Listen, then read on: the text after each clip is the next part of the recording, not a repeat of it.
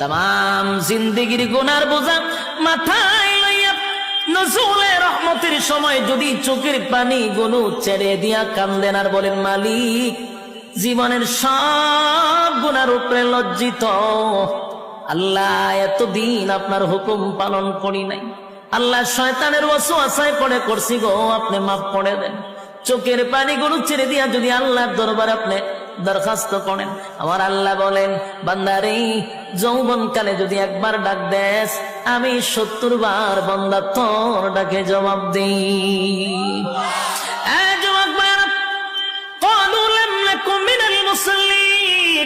যারা দুনিয়ার জমিনে মুসল্লি ছিল না তারাই তো জাহান্নামী,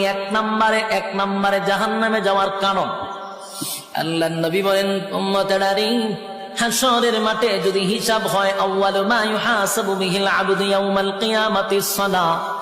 কিয়ামতের